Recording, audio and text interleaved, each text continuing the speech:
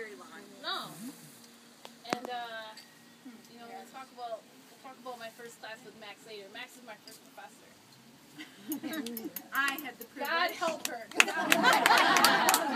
was so rough. I don't know how she did it. So mean. Those of you who've had her know she's not easy. I think we all know. She doesn't like to You mean that's what happens after the first day of class? Yeah. Well, I'll talk about Bergeron and what we had a little discussion. But I mean, the thing was that she didn't give up on me, and you know, we'll talk about that. And so I think there's a lot of professors in the house today. It's kind of trippy. You know, you have like those students that you just like are like, yeah, but Max didn't know like where I was, and she was my first class, and it was either gonna make it or break it. And thank God I met her because that was it. Aww, thank you. All right, so Sarah and Kyla. What do I even say? So Sarah's like my president. We would have meetings on Tuesdays and Thursdays. Sometimes I wouldn't go into my survey class because we would be outside, and we would be like, why would we leave this, right? And then we'd make it to class, and she was, you know, we got a lot closer, and she just got into UMM school, so I feel like that's a part of my success, you know, and so I just want to celebrate her, and this one right here, especially this last week of finals, I was in Bergeron's library, which is formally named next to the Women's Gender Lounge. And, you like wow. That's impressive.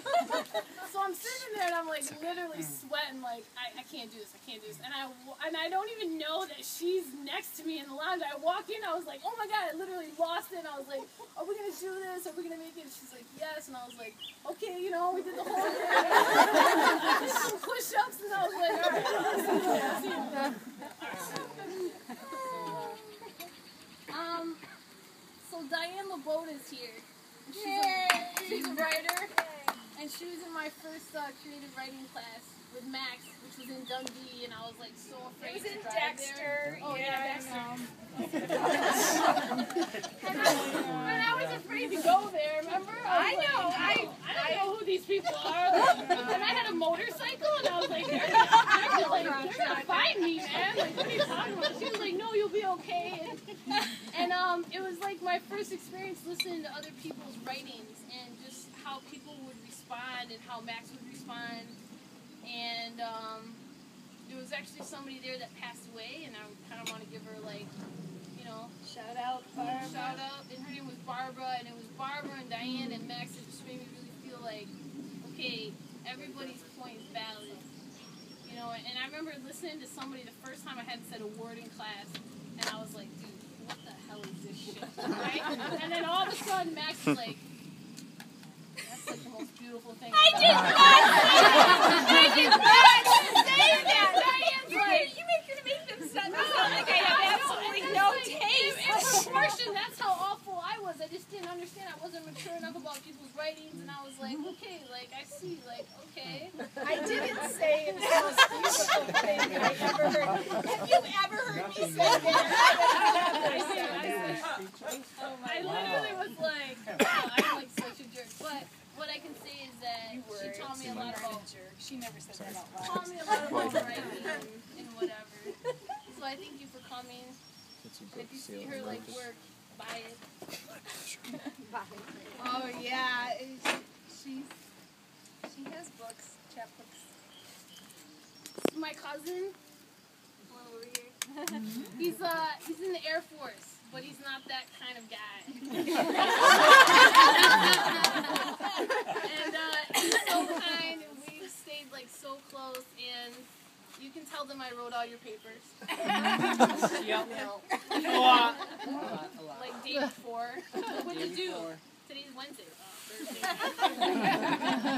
And I just want to say that, you know, I'm very anti-military, and I think everybody here knows, but for you, like, I'm very behind you in, like, everything you do, and I'm just really proud of you. Okay, so, my Canucky over in the corner. So, here's the thing, right? Like, I just met Diane, I've been in, like, the last 2 years, and just, like, the most kindest, giving and just so warm. And like anytime I've ever been in a place, you've always made me feel so welcome. Even if it's like at a party where everybody thinks I'm ridiculous, you're like, this is my friend. And I'm like, okay. So I appreciate you coming.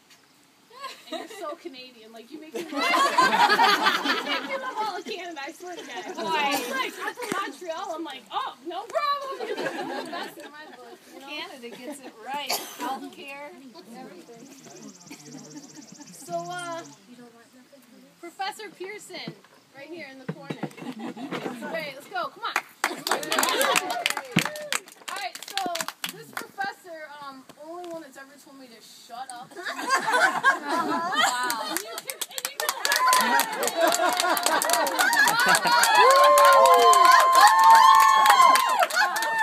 It's like she's leaving. Tell us how you really feel. Why should I tell you to shut up?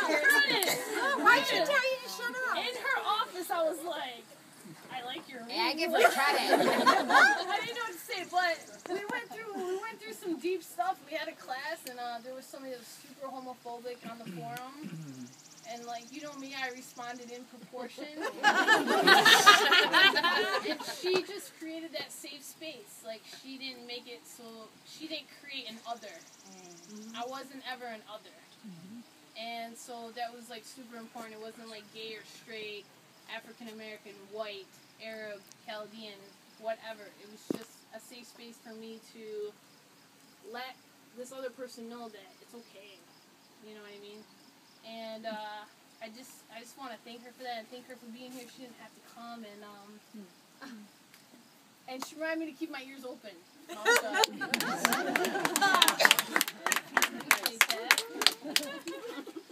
Okay, Gina Dawood, right here in the corner. And I know I've introduced her as Lawrence's sister, and I shouldn't do that anymore, but it's hard because he's like my brother, and I met her when she was like 10.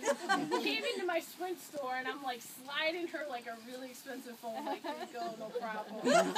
Right? But, you know, during my last year of school, like, I worked with her on Fridays, and it was like, I would come in, and I had been through school like all week, and she just helped me just like decompress from the week, and we would be laughing, and to see her grow into a woman and be separate from Lawrence's sister, because I'd always known her as like, Gina is like my baby sister, I love her to death. So you know how you think about somebody like that, and then it became like we were friends, like I was looking out for her, and I'm like, who's that guy looking at you? Like that. So I just want to help you. I just want to like thank you for helping me through that semester. Like, it was deep, and you were always rooting for me. Like, I come into work and I'd be like, this Bergeron. Like, you know what fear is? And she'd be like, no. And I'd be like, you know, so, and then we'd like look at some guy on Facebook. So I just want to thank you, and I'm really glad that like, you know, it's grown, and you're not just Lawrence's little sister anymore. Like, you're my girl, I look out for you. I love you, dude. Very nice. Susie Garvey. Right here. Alright, so the first day I met Susie, you all know how it went.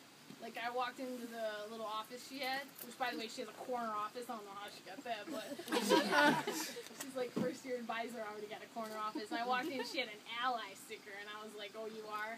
I was like, okay, when I can get married, then you're an ally. And then she was like, I think you have to take Spanish to graduate.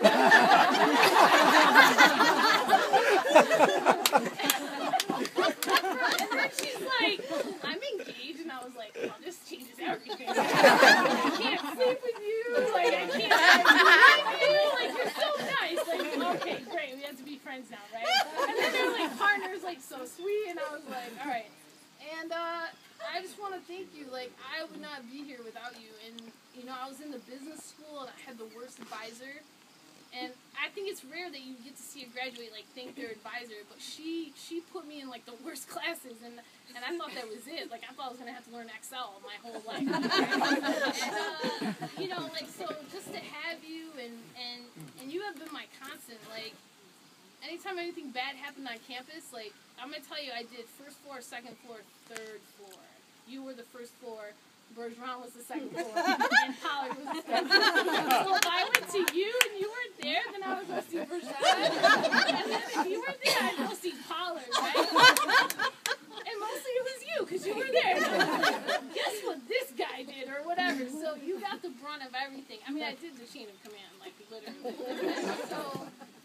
thank you. And like, I'm so glad I met you. And Thank you. anytime I had an issue, like, you know, I would text you like, hey, I don't think I'm gonna make it, and you would always be like, don't worry. I'd be like, Jonathan Smith is kicking my ass. You'd be like, that's okay, just keep it up. Or I'd be like, you know, I just don't know about this Jurinsky girl or something, you know what I mean? And you were always there for me, so I thank you like so much. Thank you so much. Yeah, all right. And I taught Susie how to roll dice, so. Later in life. Alright, so.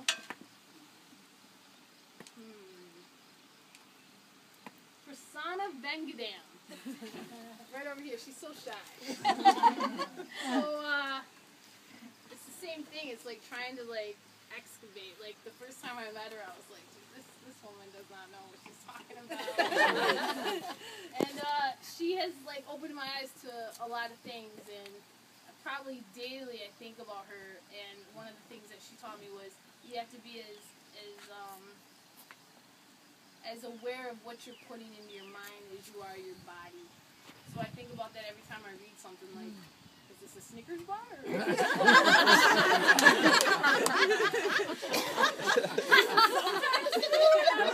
I need to know what Kim Kardashian is doing. No, I don't. Like, Vengadam, right here in my head. And, I think that's real. Like, I keep you close to me daily, and I think that speaks a lot about professors. And you were that professor. And I think about you all the time when I introduce an author in a paper.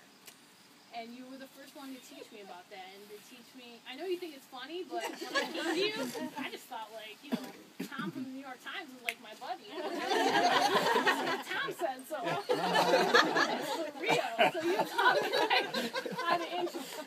Now mind you, this was years ago. This is not before I ever did. But, you know, and you were the first one to sit me down and say that. And I remember, there might be a lot of pro-American people here, but to get with somebody that understands that, like, you know, conditions in this country is not set up for everybody, and to get with somebody like that and to be able to talk about that and tease it out for the first time ever, I mean, that's important.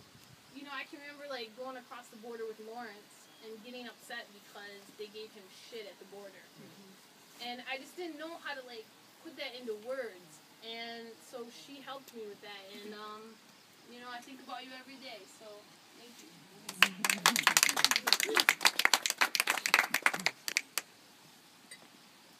Karen.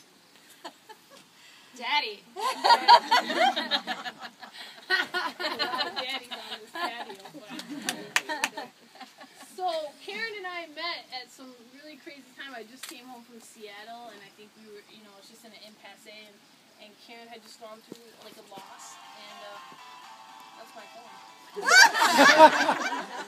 You got a new ringer? Look it on the side. What happened to your ringer? Hey, who can ring that song? House is a rising sun by the end. All right. One daddy right there. But anyways, we both came late to a party, and if anybody knows I'm my mother's daughter, I'm rarely late. So I just thought that was a sign, and ever since then, like, we've been comrades, and I feel like that's fair to say. I mean, I hope it's been symbiotic. I hope I've been there for you as much as you've been there for me. And it's weird because Karen grew up in Lake Fenton, and I bounced around between, like, all these cities around Lake Fenton, and, you know, it just makes me feel like, wow, maybe you were just what I was supposed to come to, like, that whole time. Like, I went around and around you, like, bounced house to house to house to house, and, like, you were in Lake Fenton, right? You weren't there, but that was, like, where you grew up, and I just felt like, wow, like, you know, it's just weird. Like, you say things sometimes that just makes me think about my grandparents and like how I grew up with them, and you say a lot of things that are the same, and it has nothing to do with age. I think it has to do with like where we grew up, and you know, you motivate me to find out more about myself. Your writing, and you inspire me to write, and then writing is so hard, and I think anybody in here who has ever written anything, like, to go upstairs and sit down and write